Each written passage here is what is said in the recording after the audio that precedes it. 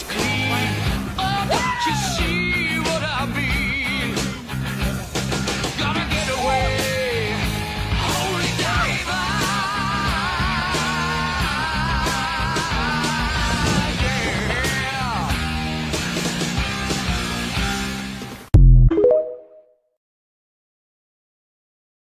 The city will be getting a new look. For the first time in Austin's history, we will have a logo to represent the city's services and unify us as one organization, One Austin. We will go from this to this. While this effort began before I arrived as city manager, it is a project I was glad to champion. Look, obviously I didn't know Charlie Kirk. I was generally aware of some of his ideas. I think those ideas were wrong. But that doesn't negate the fact that what happened was a tragedy and that I mourn for him and his family. He's a young man with 2 small children and a wife who obviously, and a huge number of friends and supporters who cared about him. And so we have to extend grace to people during their period of mourning and shock. We can also, at the same time, say that I disagree with the idea that the Civil Rights Act of 1964 was a mistake. That's not me politicizing the issue.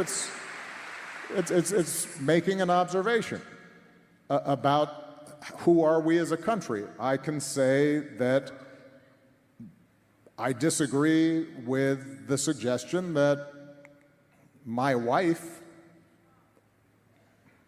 or Justice Jackson does not have adequate brain processing power.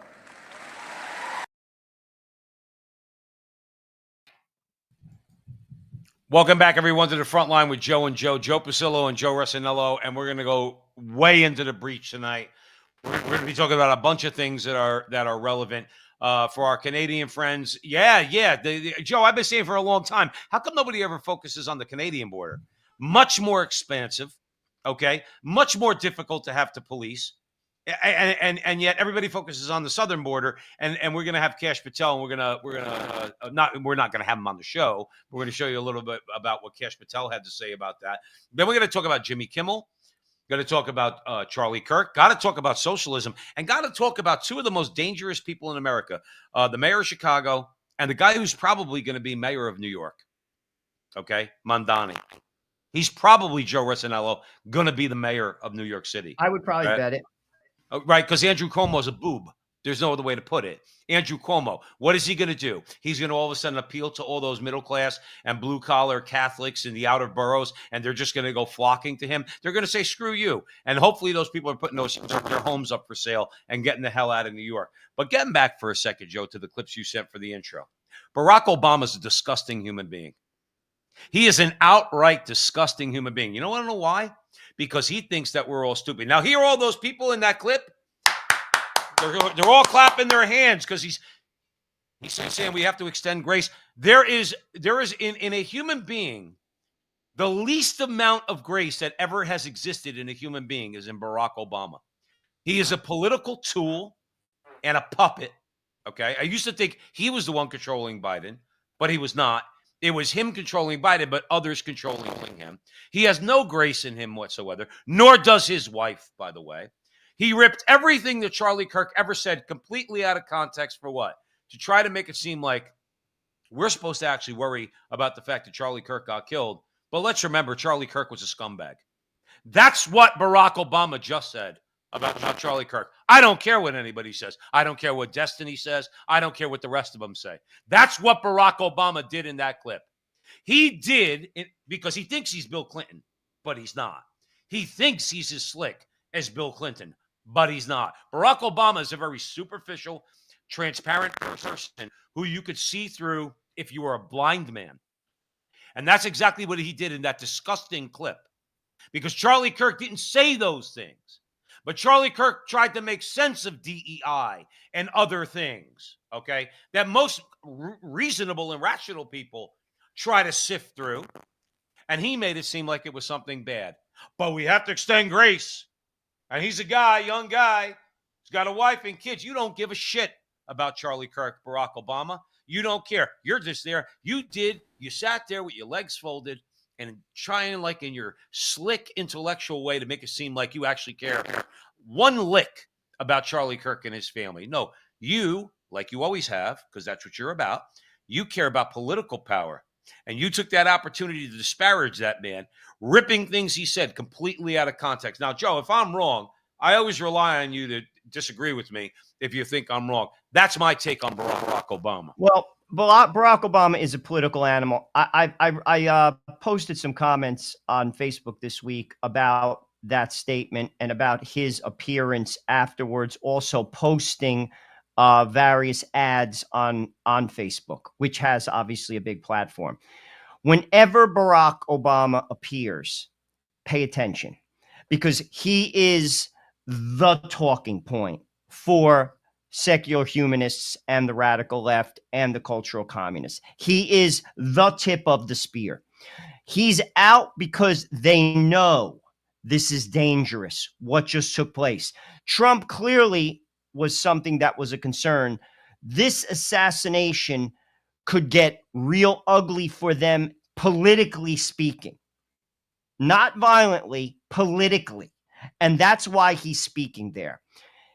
Barack Obama always uses projection. Whenever he says this is Trump, he's talking about himself. So it's, to your point, he is very transparent.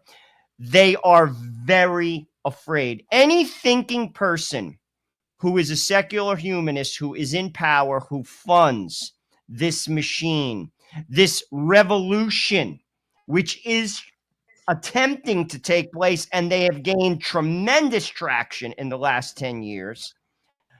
Barack Obama is always popping up when danger arises, and this is a dangerous point for them. Many people were I'm talking about not the radicals. I'm talking about the average person. They're disgusted. They have no patience for this.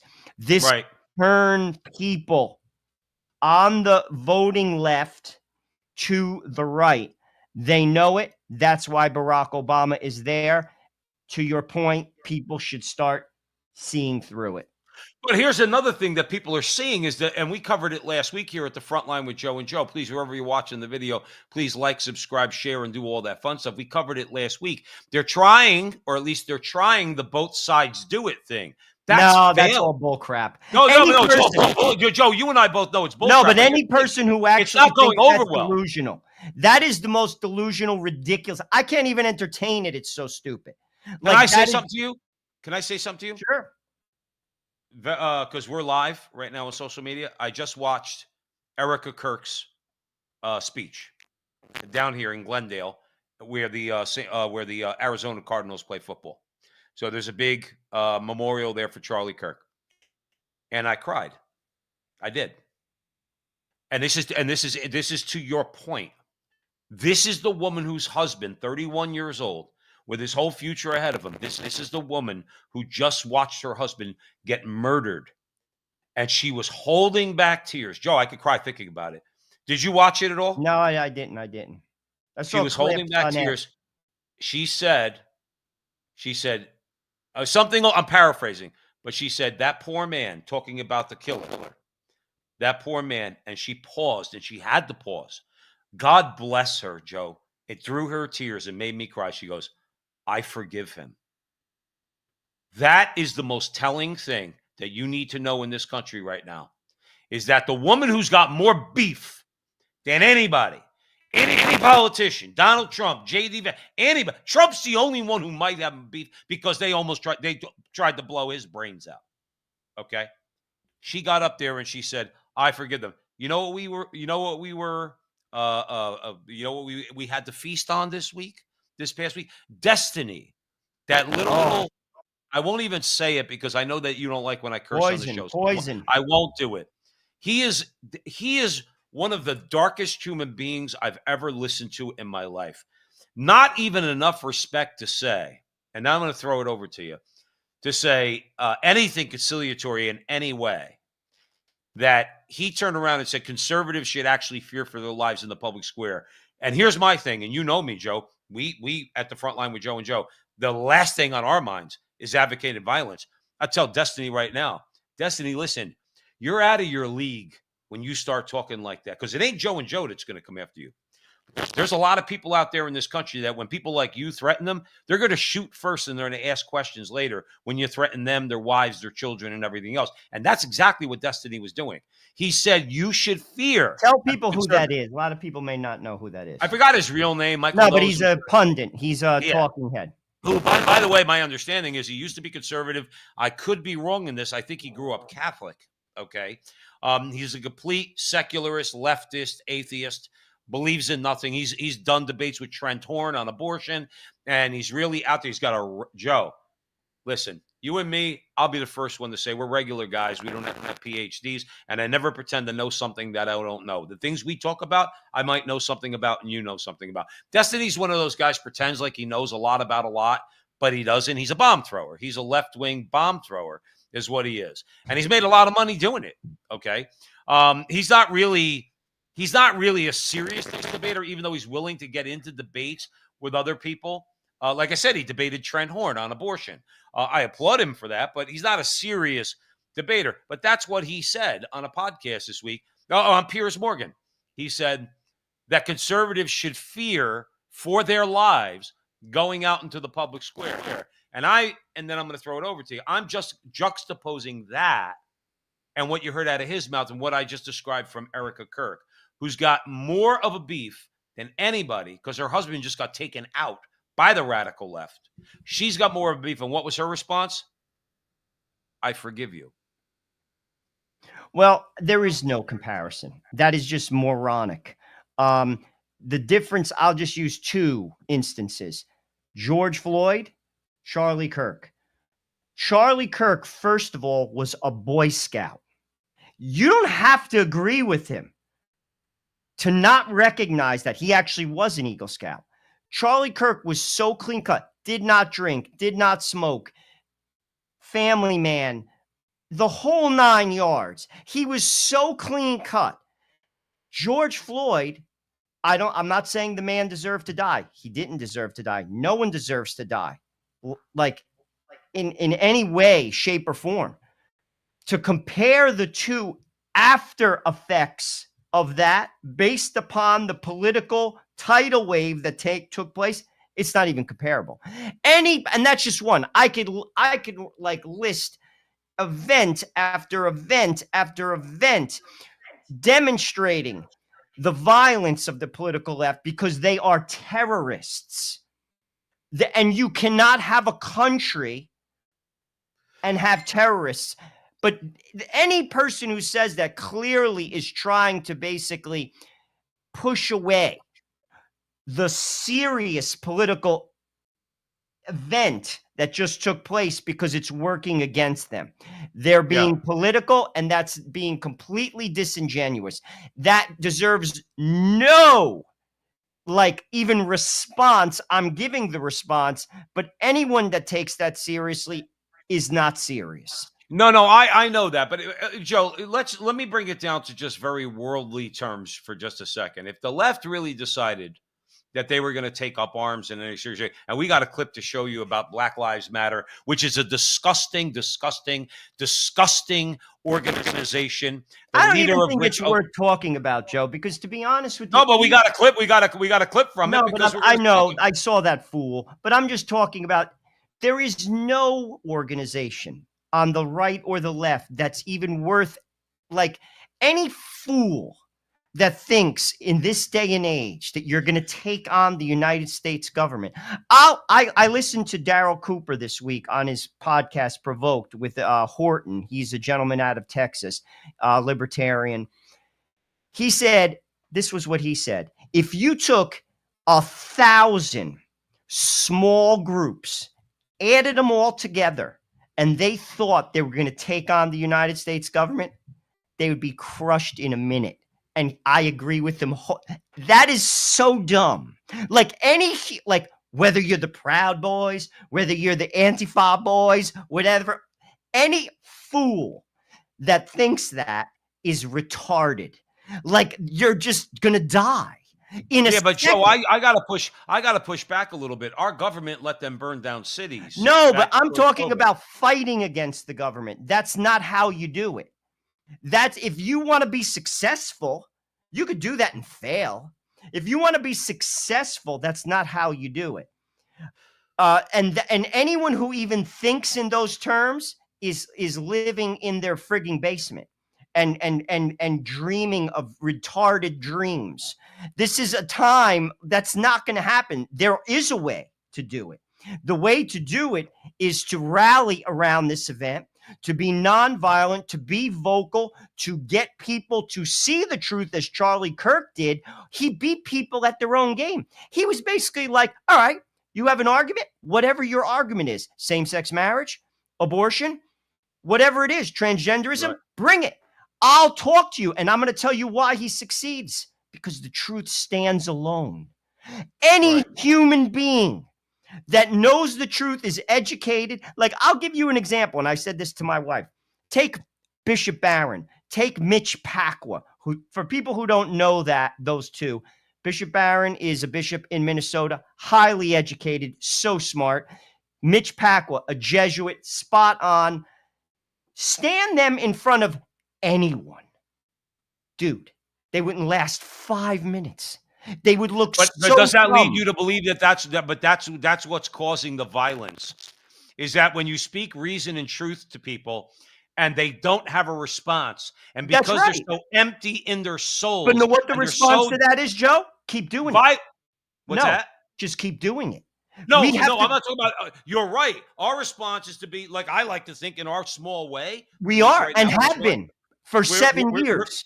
Right, we're We're doing way that. ahead of this, by the way, not to pat ourselves on the back. We are so far ahead of this. I talked to my cousin today. Many of the things that we said 5 years ago are happening right now. That's a fact. It's on video. Go find it. But my point is, the way to beat them is to do exactly what Charlie Kirk did. The same thing. Full on, full stop, no apologies.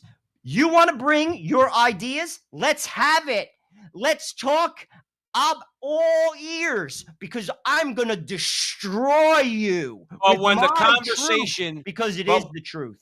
You're right, but when the conversation is over and you let it linger with the audience and the people that are watching, whether you win or lose, you got to walk away and you don't pick up a gun and you don't go shoot somebody because they got the best of you in a The debate. more they do that, Joe, they lose. This killed them. The way to beat them is to have no violence, because they're going to continue to get frustrated. This is the sign. What that act showed to me, a couple things. Charlie Kirk is super successful and good at what he does, and they're frustrated because of it. Keep doing it. Every time they do that, they take 5 steps back. They're destroying themselves. When you let your opponent destroy, give them the rope. Keep it up.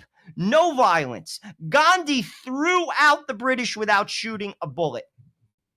The world's strongest government didn't even fire a shot. They left because he made it impossible for them. And then the mistake was made that they killed him for it. Not the British. His own people did. He's the father of a nation as a result of it. Right. We just keep doing exactly. Charlie Kirk showed us the window to success.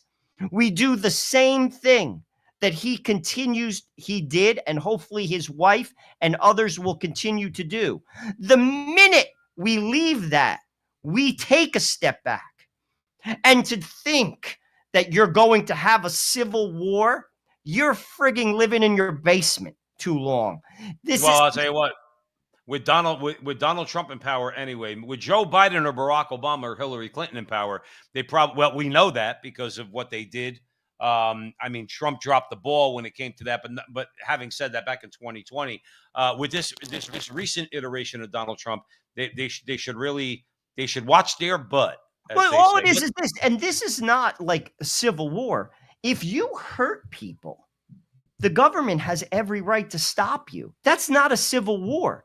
Like, for instance, what they're talking about going into Memphis, going into Chicago, it's political malfeasance when a government, an elected government, refuses to create an environment where people are safe based upon their ridiculous malfeasance. That's not a civil war.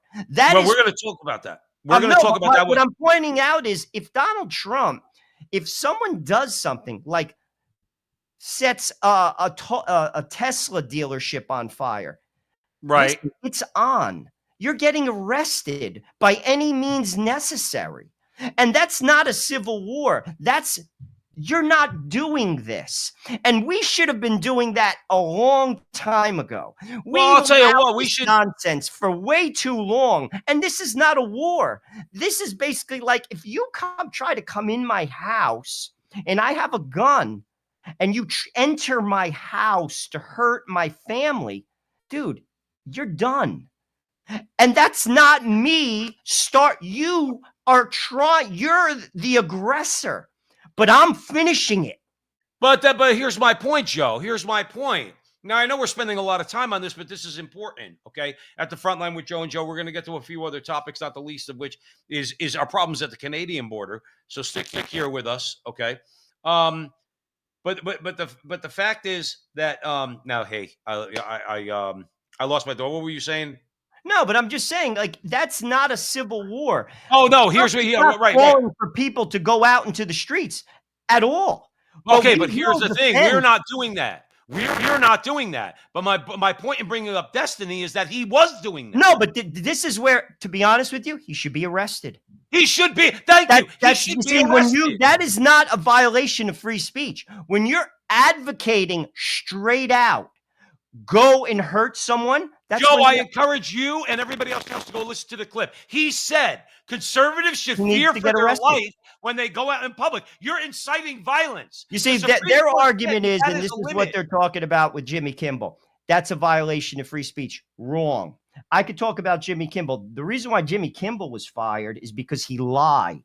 And the SEC called him on it. He said it was a Trump supporter that shot Charlie Kirk.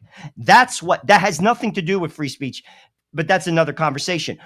But they would say, when I say marriage is between only a man and a woman, I'm inciting violence. No, yes, you're confused.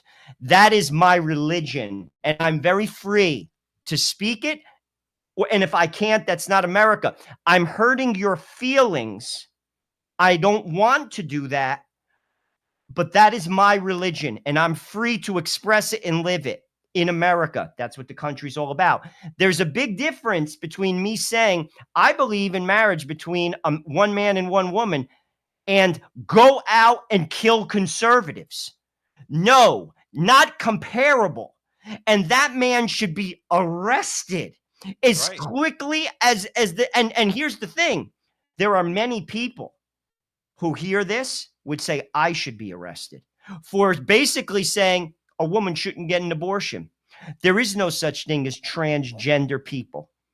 You're born biologically one way or the other. Science says that. There is only one form of marriage. There are many people in America that would say that is hate speech. You're inciting violence and I'm going to arrest you. And by the way, in the UK, they're doing it. Right. So this is where people aren't paying attention. It's not free speech. There's a big difference between that. It's like on a show. If I have 1 million subscribers and I say, go kill the president, dude, I need to be arrested. That's that right. day. Immediately arrested. Right. Well, let's stay on this topic for a minute. We are going to get to the Canadian border and other topics. Let's stay on the Jimmy Kimmel thing for a second.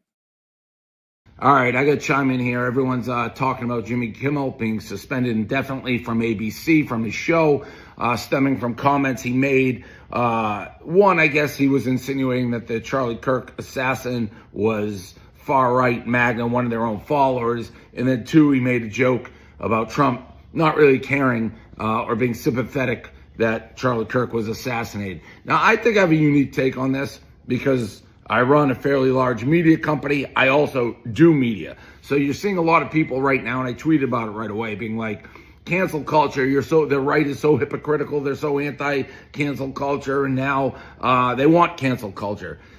To me, this is not cancel culture at all. Like, what cancel culture is when you don't like somebody, say me, and then you're like, we want to get rid of Dave. So we're going to comb through everything Dave has said for the past 20 years, and we're going to find things we don't like that don't fit in this time period or whatever. Not just me, anybody. But that's cancel culture. Digging through old tweets, videos, things said to get rid of a person. Your goal going in, it's like, I'm going to get rid of this person I don't like, and I'm going to dig up everything that this person has done their entire life and find some smoking guns and put pressure on people to get rid of them.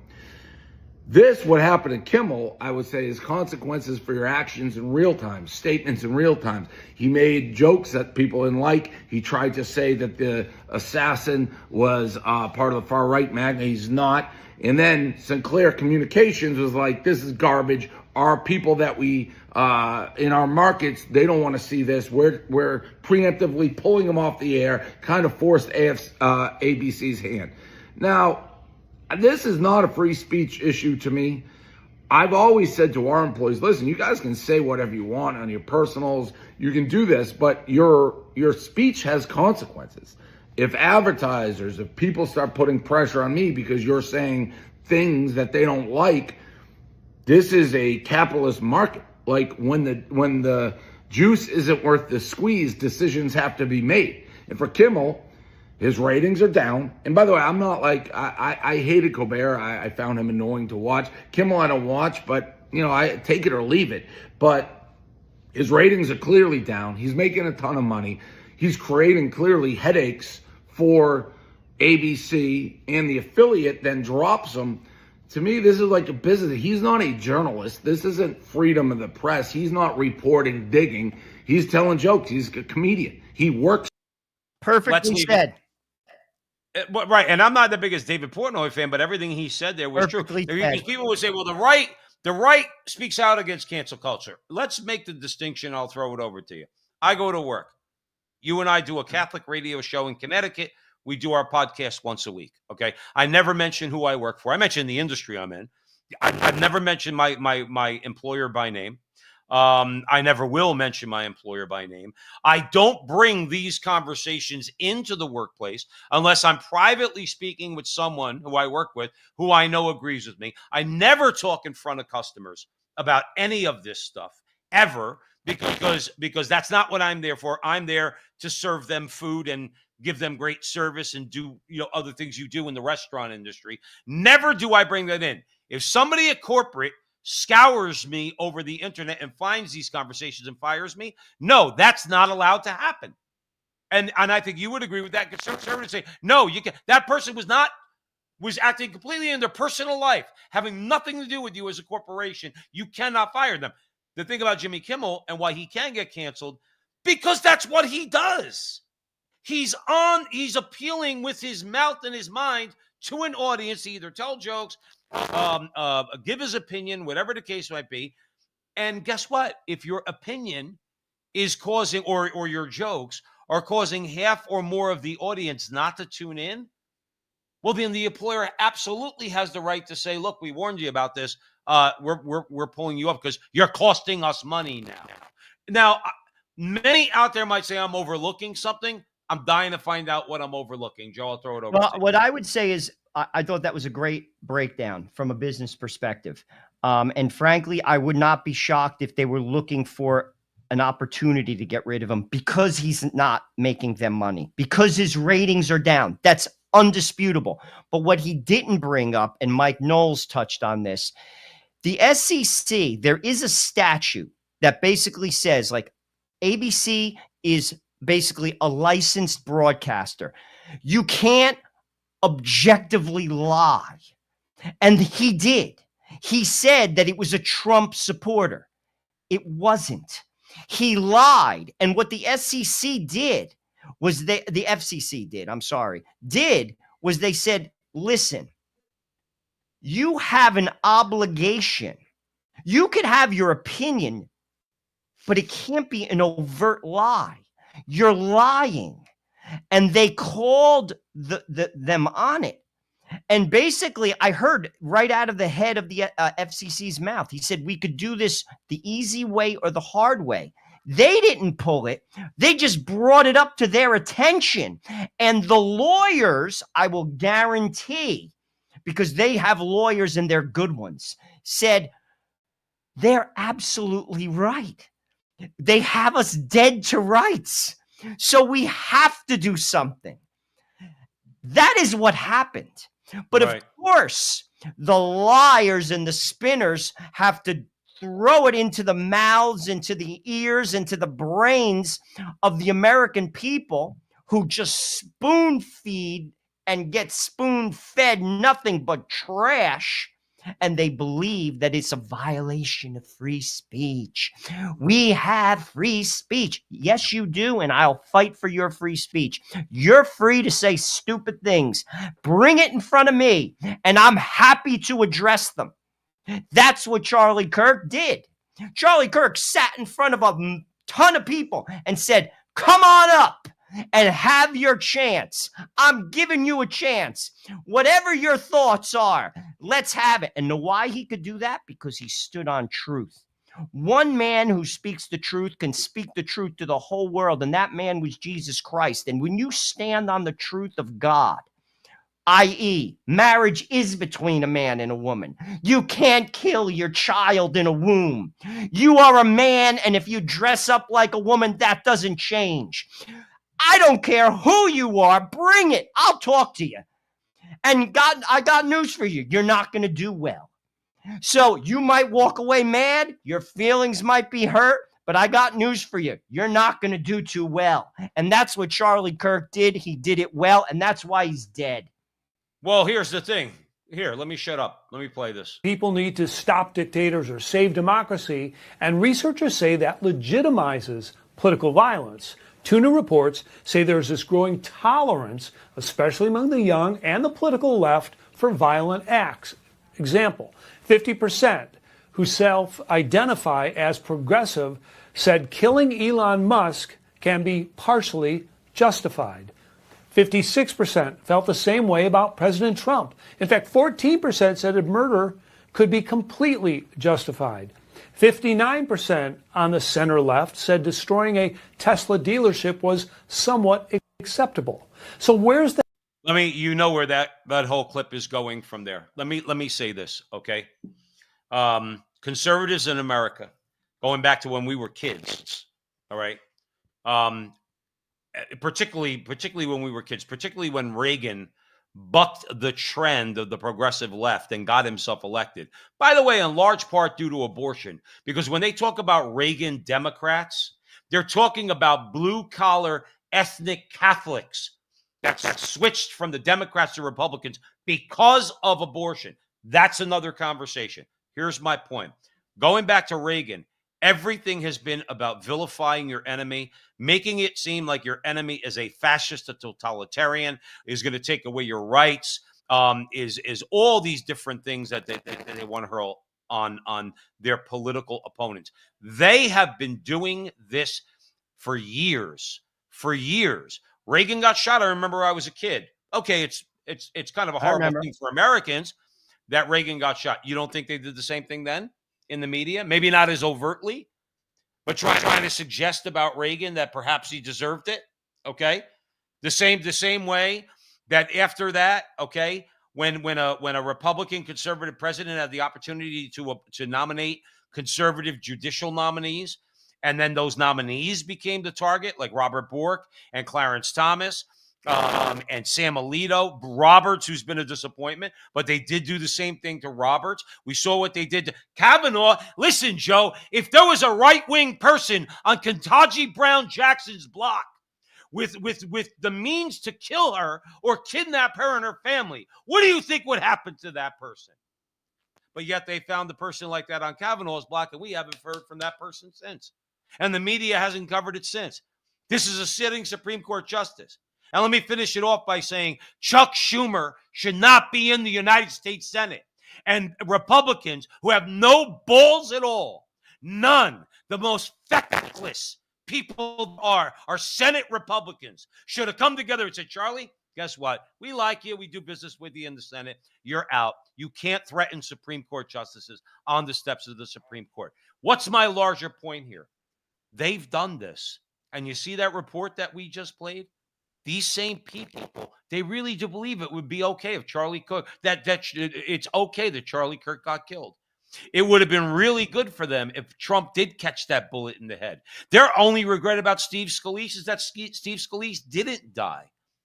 They have caused all this violence, and they're doubling down. Joe, please. That statistic is not only real, should disturb every objective American. Everyone. Now, let me draw a line between that statistic. There are people who think that way, and then there are people who actually will act that way. That is a difference.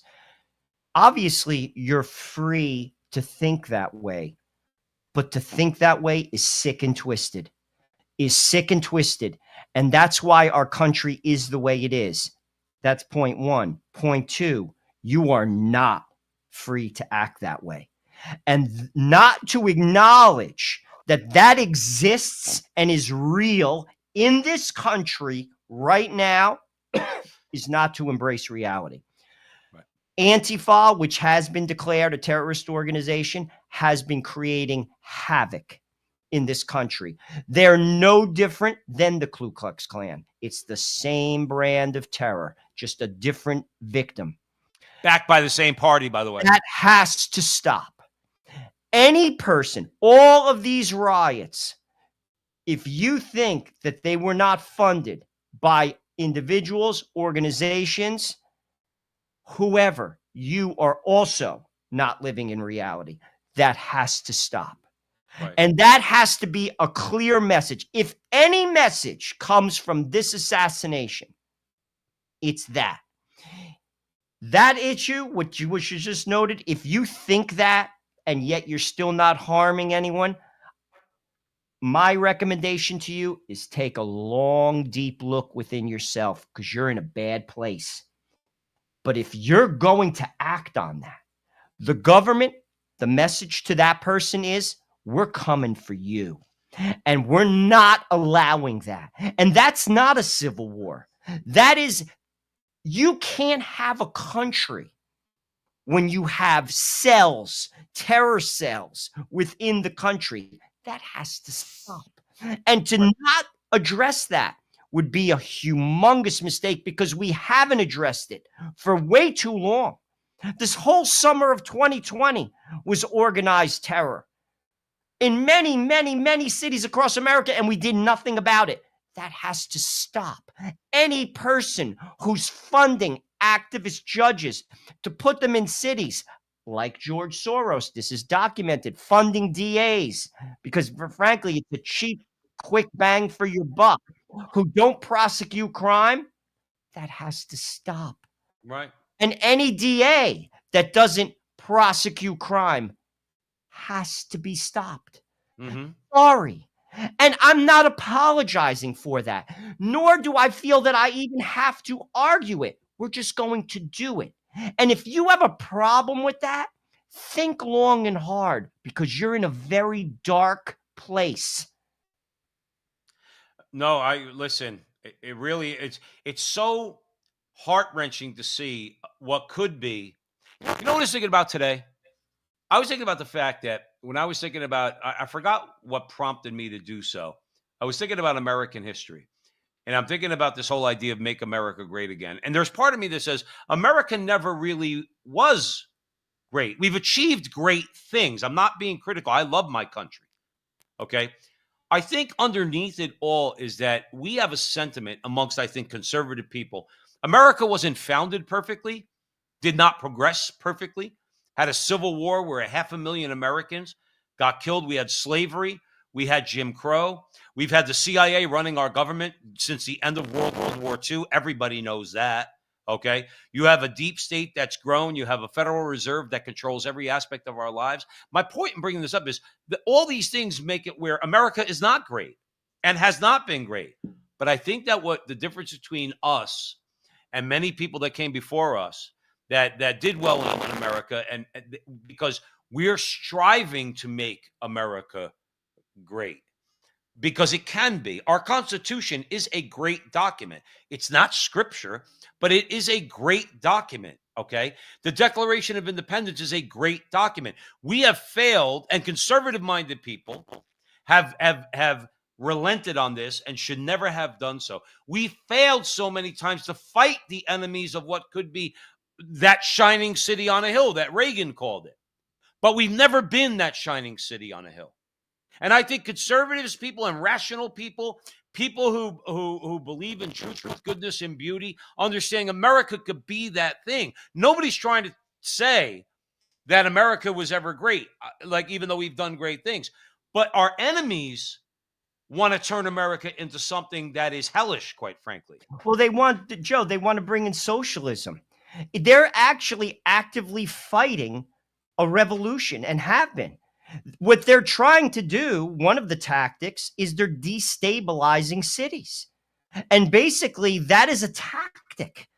We're going to talk about that soon. We have a clip on it. But what they're actively trying to do is they don't believe in the founding of this country.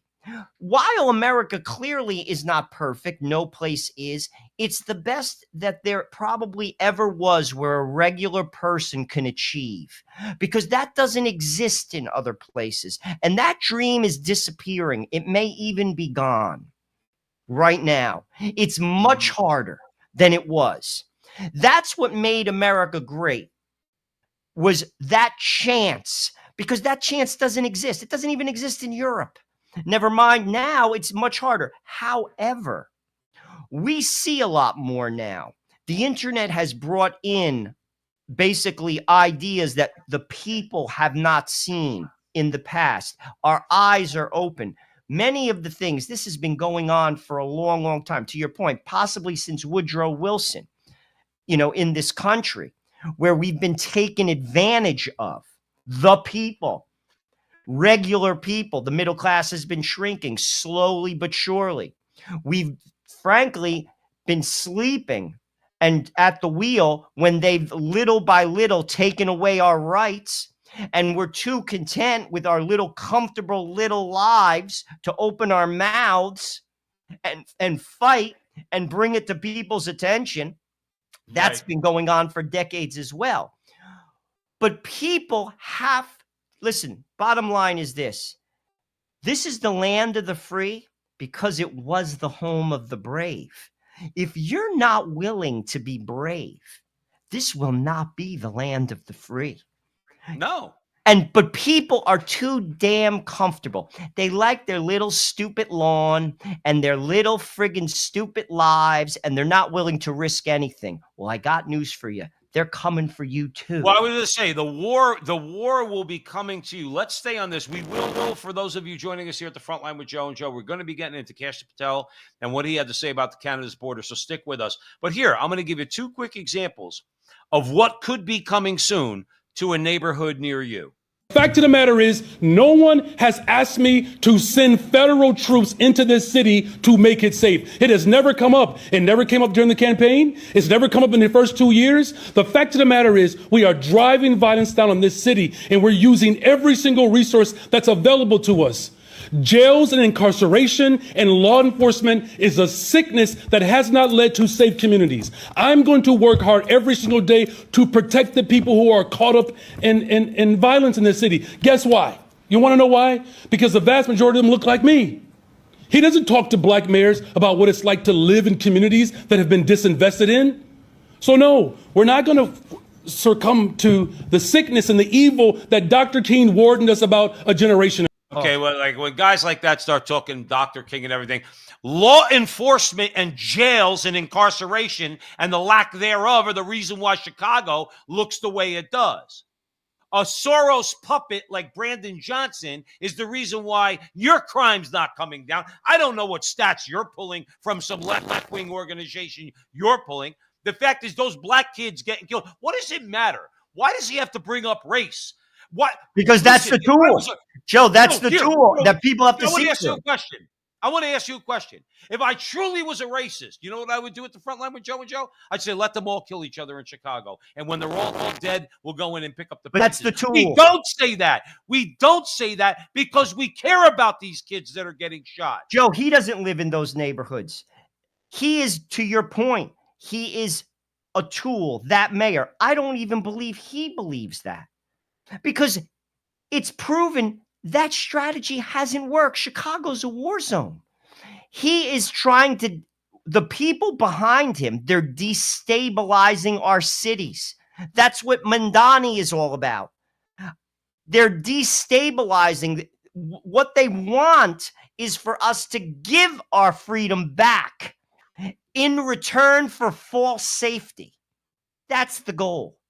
That's the goal of that mayor. That's the goal of the DAs that don't prosecute crime. I'm going to willingly give my freedom to you because you're going to, quote unquote, protect me. Right. What a lie. Any person who believes in that man, I'll be honest with you, I've pity. But sadly, many do. Yeah, but there's a lot of blacks in Chicago that are calling him out and all the BS coming from the left because guess who's suffering? White people in Chicago are not the ones suffering. Black people 100%, in Chicago and are he's the not ones suffering. suffering. He doesn't live in the south side of Chicago. Like, this is what I'm saying. It's such a crock. Like, I don't know how any thinking person can believe that. Whatever color you are, whatever creed, whatever religion, it's moronic, but it's strategic. Destabilize the power structures, the cities. That is what the goal is. And that's what they're succeeding. And we have to make that stop. Well, that's why we're doing what we do here. Here's a guy's trying to transform himself, Joe, just like a man trying to become a woman. It ain't going to work. Here, watch. My opponents, chiefly Andrew Cuomo, would prefer to debate a mythical version of myself than the person that I actually am. They would prefer to focus on tweets from 2020 as opposed to the platform of 2025. And they prefer to do that because they know that our ideas are actually popular.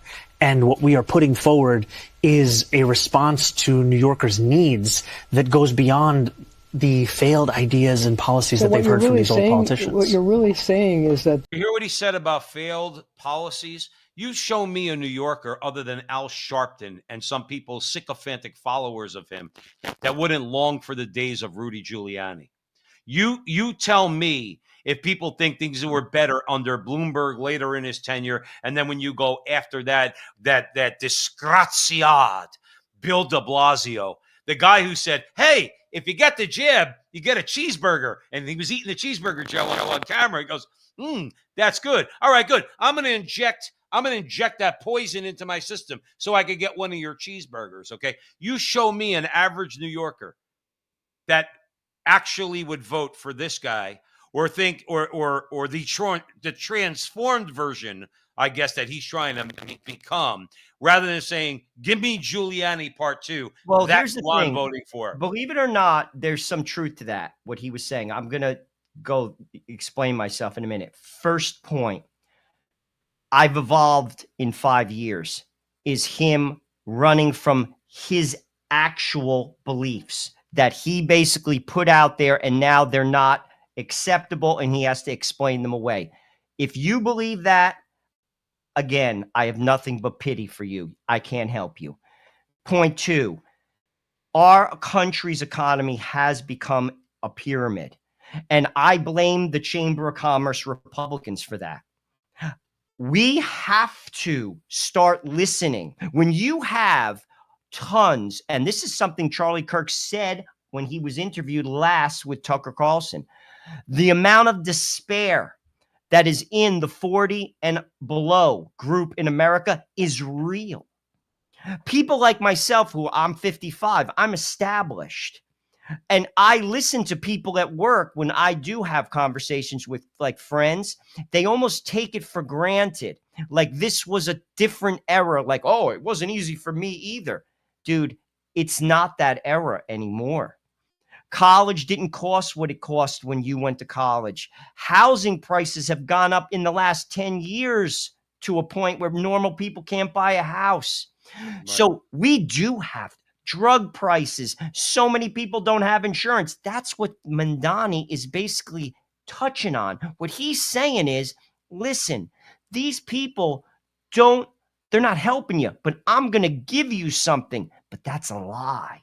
Because the government's never going to help you. The government's going to enslave you. But what the Chamber of Commerce Republicans have to do is open their eyes and start joining the team and start basically being like, I know my life is good, but if I don't start looking out for others, they're coming for you too. Open your eyes.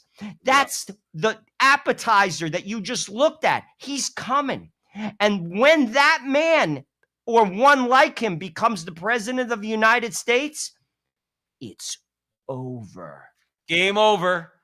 Game. I remember like in the video games, like on asteroids, when your third spaceship got blown up, and then the big letters come across the top. Game over. You know what's game over? If we don't start realizing in this country that our enemies are at all of our borders. The northern border, it's largely expansive. The enemy has adapted, and we need more focus on the northern border to stop known or suspected terrorists from coming in from places like China, Russia, the Middle East, Africa, Afghanistan. And what can you tell us about the remaining threat posed by potential terrorist cells here in the United States? The terrorist threat that continues to be posed by international terrorists here in the United States is one of my highest priorities. We are working through our intelligence community partners to identify those individuals, and we've taken down numerous individuals in numerous rings across this country to neutralize that terrorist threat, including places like New York City, Los Angeles, and I believe Dallas, Texas most recently. How extensively did criminal cartels like Sinaloa, Jalisco, New Generation, MS-13, Tren de Aragua, and others infiltrate? So here's the thing. This is what I don't understand. Joe, I'm just a stupid guy, okay?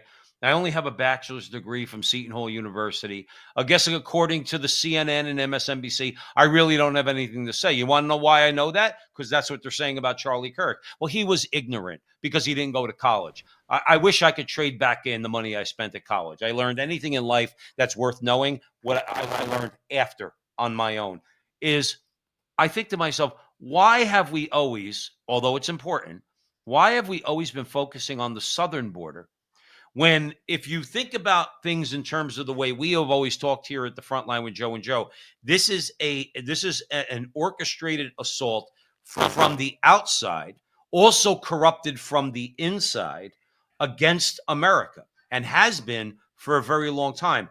Why are we talking about the southern border? There not only should be a wall on the southern border, there should be a wall at the northern border. Every single port should be secured, locked down by the American military, monitored by the United States federal government, okay? In other words, claim what you have to make sure you could go in there, whether they're ports, whether they're airports, no matter what they are, and secure our country. Kash Patel just said, these guys, what do you think? They're stupid? Do you think Xi Jinping is a stupid man? He's an evil man, but he's not a stupid man. All right. The northern border is wide and expansive. Joe, it goes all the way from New York to Washington State. Why do we have to hear this now? Why is nothing being done about this over the last 30 years? The same way nothing's been done about the southern border. The same thing, the way that nothing's been done about our ports and all the shit that's coming into this country, both in terms of people who hate us and the things they want to bring into this country that are designed to kill us. Joe, please tell me where I'm wrong. Well, one of the big disputes between the United States and Canada right now, as in Carney and Trump, the biggest being a globalist ideology that Carney embraces, and obviously a nationalist ideology that Trump embraces. That would be the biggest dispute. But one of them was Trump's request to secure the border. And that is not an unreasonable request. That is what neighbors do. Like, for instance, I own a home and I have a fence between my house and my neighbor's house. I have every right to ask my neighbor to respect that fence. And frankly, if he's a good neighbor, he will. And I will reciprocate that. Well, now let's look at this on a macro level. Our request to Carney and the powers that be in Canada is a reasonable one. Secure the border. And if you're not willing to do that because you've embraced a globalist ideology, well, we rightfully then have a problem with you.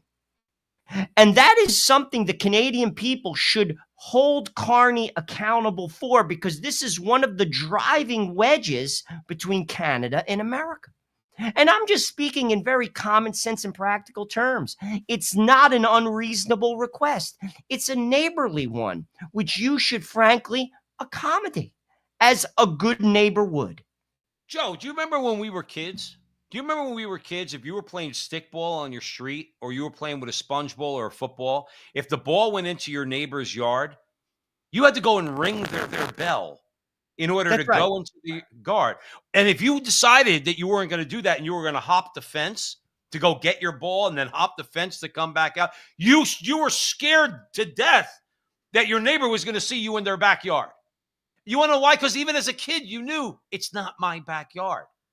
I actually have to ask for permission. The fence is there for a reason. And heaven forbid they owned the Doberman Pinscher. You were hoping that the Doberman was in the house and not in the backyard, because it would have bit your ass as you were going to get your sponge ball or your football. Why is it that little kids can know that, but these people who run governments, major governments, don't know that? That, yes, our border needs to be respected. It's one of the things I think that Republicans are going to need to double, triple, quadruple down on when it comes to our security as a nation. Because remember something, we have enough on the outside, and we know the people hate us on the outside. And after what happened to Charlie Kirk, this is just a blatant, horrible example of just what our enemies are up to on the inside. We played Brandon Johnson from Chicago, Mamdani. These are enemies of the United States. They're not American because they don't believe in our Constitution. You see, that is, Joe, that has to be said more. They don't believe in they don't believe in the fact. Barack Obama did not believe in the founding of this country. Because they call it racist. Change. He meant it. Barack Obama is a cultural communist. So is Mamdani. In fact, they have had meetings since he had declared that he was going to run for mayor. They don't, and they're not alone. This is not a Republican Democrat thing. The Democrats are not the Democrats anymore. Far too many people still embrace them as if this is like a 1984 Democrat. Mamdani is not that guy. Mamdani believes in a radical overturning of our life. Socialism is radically different than what America was founded on and what we're used to. And that is what he stands for. And we have to start calling things as they are. And for those who embrace them, calling them out for who they are. Right. Plain to their face, you don't believe in the founding of this country. And why is that so horrible? Why is it so horrible to say? And we see, the thing is too, you could demonstrate this through the actions of groups like the ACLU going back to their founding. My understanding is originally in their original charter, they said our goal is communism. Obviously, that doesn't go over well with the American people. So at some point in the remote past, after their founding, they removed that from their charter. But why is it that we're so afraid to call them out for what they are? You know who wasn't afraid to call them out for what they are? Joe McCarthy. Joe McCarthy, one of the most misunderstood and attacked people in American history, called them out for what they are. Rightfully, which was trying to warn the American people, these people don't like you. They don't like America. They don't value our Constitution. They are communists. They're in Hollywood. They're in the State Department. They're in the military. I'm telling you that this is the way it is. What did the American conservatives allow them to do? They allowed them to vilify McCarthy when McCarthy was a hero. Any American, particularly Catholic American, knows Joe McCarthy was a hero. But we've allowed, because we let them castrate us and not have the balls to say what I just said. That you could demonstrate that Joe McCarthy knew exactly who he was fighting against. But yet we allowed Hollywood and the media and everybody else to vilify them. You know who else did that pretty well? Maybe not as bombastic as Joe McCarthy. Charlie Kirk did that.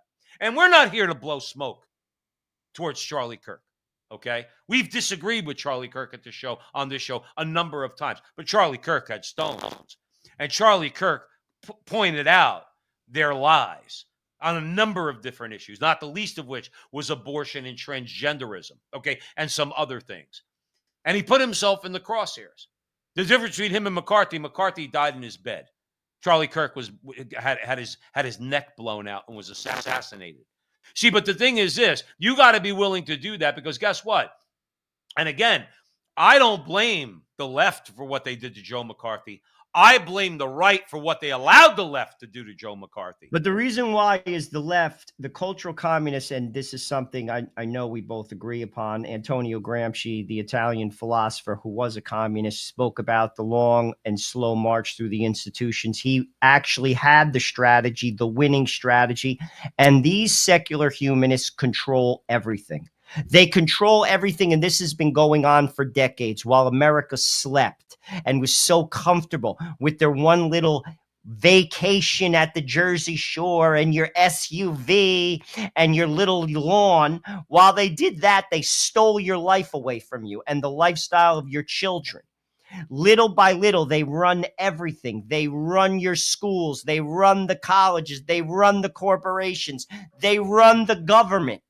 And they're the people who are at the steering wheel. We're in the back. We have the majority. The majority does not translate with those who are driving the car.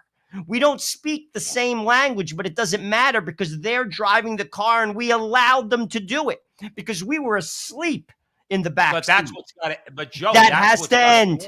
That has to end. And there should be more shows like us. We're nobodies. And we've been talking about this for 7 years. It's time for people to start opening their mouth. It's time for people to start risking a little bit of skin and putting their neck on the line, because I got news for you. You're going to get your head chopped off just like I am. Your kids aren't going to own a house.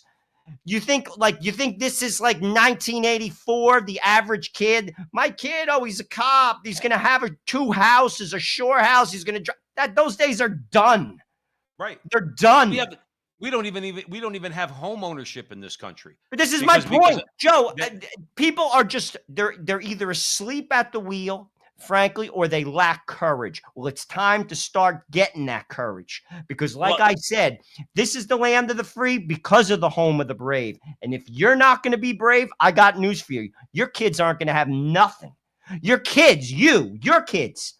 Mandani, wait till we get a president like that. Look at what happened in Kearney. We have tons of people in the chat from Canada.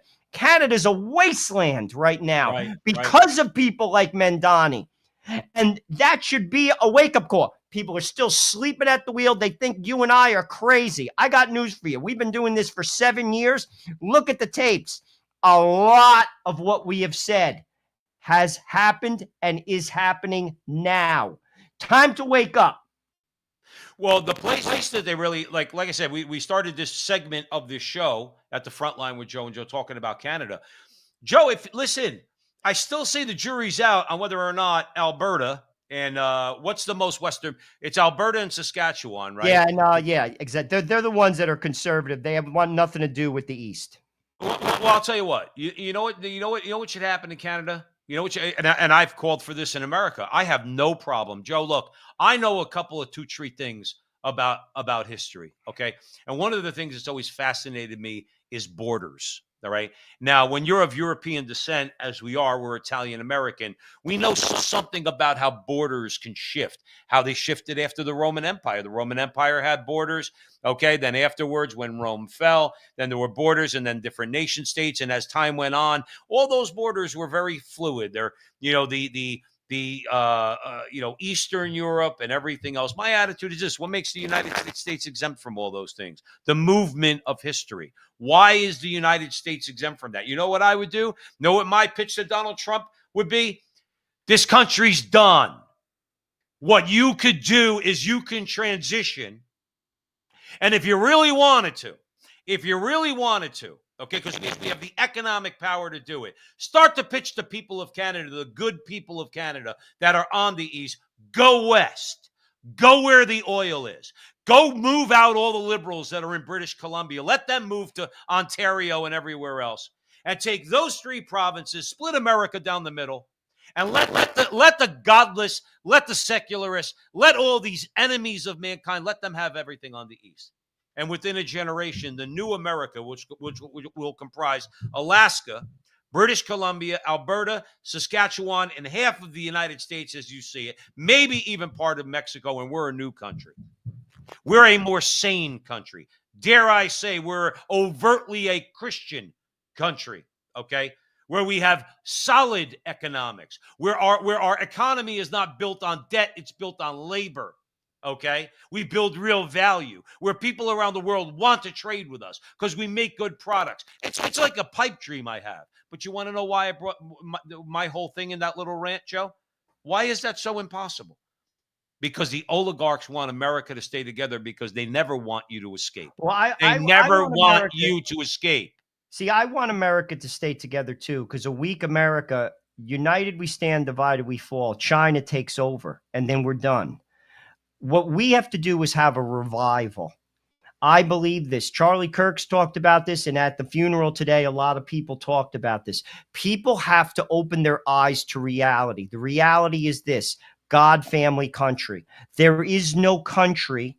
There is no family, strong family I'm talking about. The ties that bind in a family are the ties of God. And there is no strong families. When you don't have strong families, you don't have a strong country. It has to be God, family, country. And that's what Charlie Kirk's talked about. We need a revival of that. We need people to open their eyes to the reality of that. And I got news for you. I'm not interested in the libertarian who talks, and we could agree on a lot of things, but I lose them when I say that.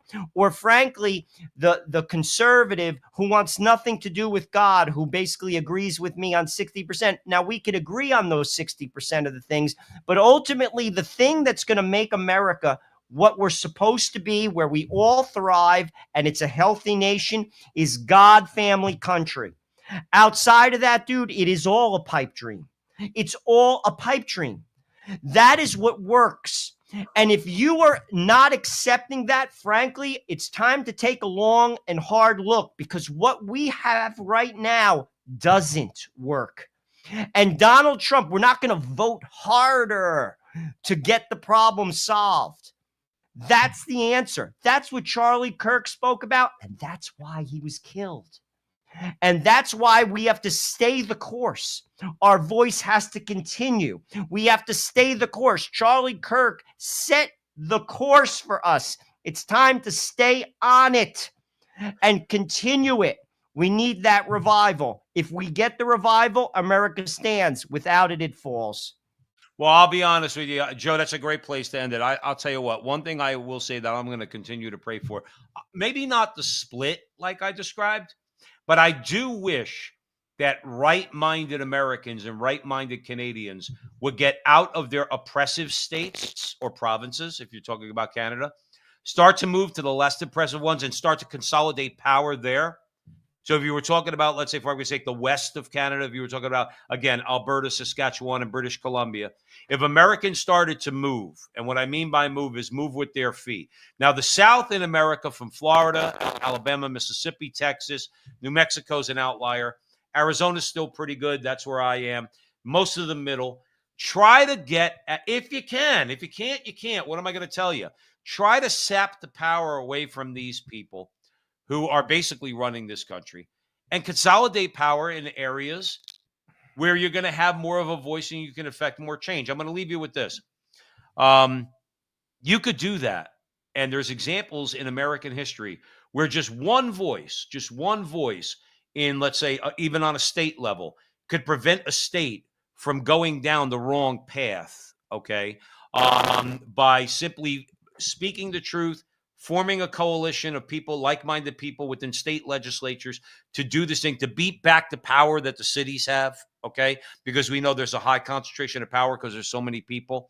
To start to diffuse that power is really where I'm going. And start to move with your feet, that if you can go, then go. Just go.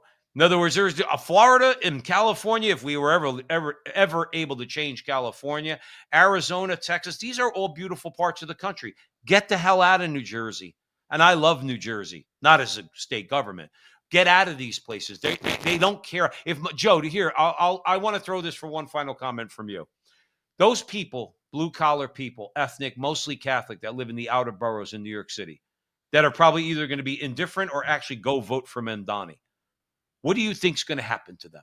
They're going to get slaughtered. And frankly, ultimately, Joe, because they're not paying attention. They're not looking at history.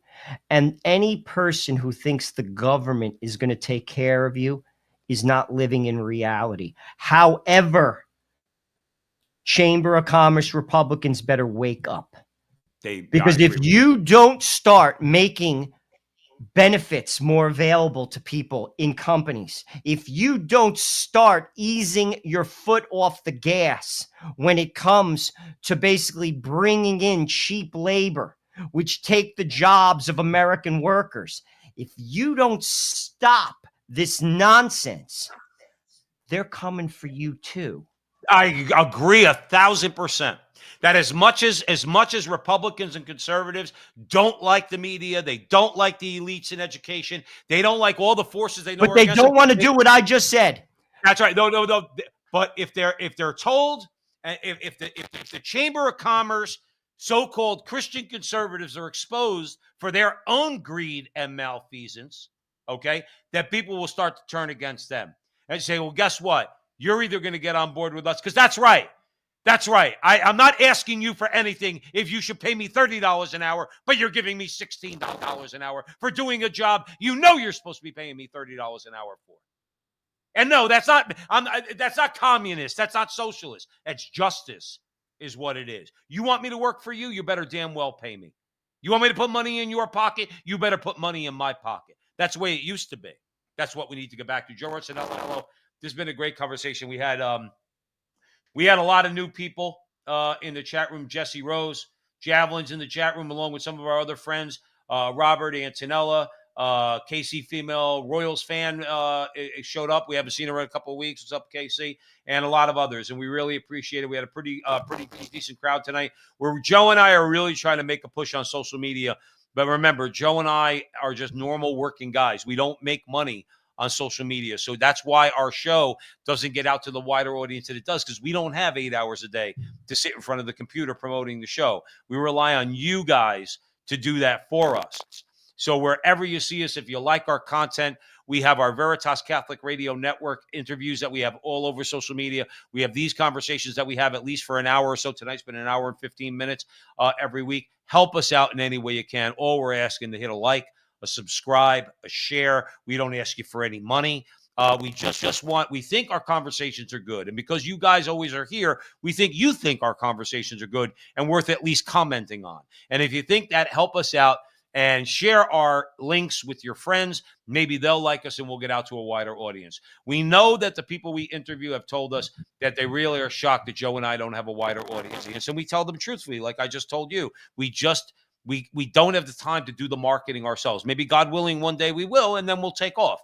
But until then, we rely on you. We'll always rely on you, and we're grateful for your support, as always. For coming on the show and listening to us. Some people have been here from the beginning, so we want to thank you once again. We're going to leave it with a clip, a very prophetic clip from 1958. It's a couple minutes. We suggest you stick around and listen to that. We'll see you next week. And remember, until the next time, that our conversation is your conversation, and that conversation is going on everywhere. We'll talk to you soon. A part of that plan, of course, is to induce the gradual surrender of American sovereignty, piece by piece and step by step, to various international organizations, of which the United Nations is the outstanding but far from the only example. Here are the aims for the United States. 1, greatly expanded government spending for every conceivable means of getting rid of ever larger sums of American money as wastefully as possible. 2, higher and then much higher taxes. 3, an increasingly unbalanced budget despite the higher taxes. 4, wild inflation of our currency. 5, government controls of prices, wages, and materials, supposedly to combat inflation. 6, greatly increased socialistic controls over every operation of our economy and every activity of our daily lives. This is to be accompanied, naturally and automatically, by a correspondingly huge increase in the size of our bureaucracy and in both the cost and reach of our domestic government.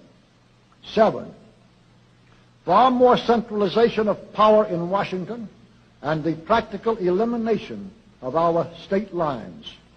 There is a many-faceted drive at work to have our state lines eventually mean no more within the nation than our county lines do now within the states.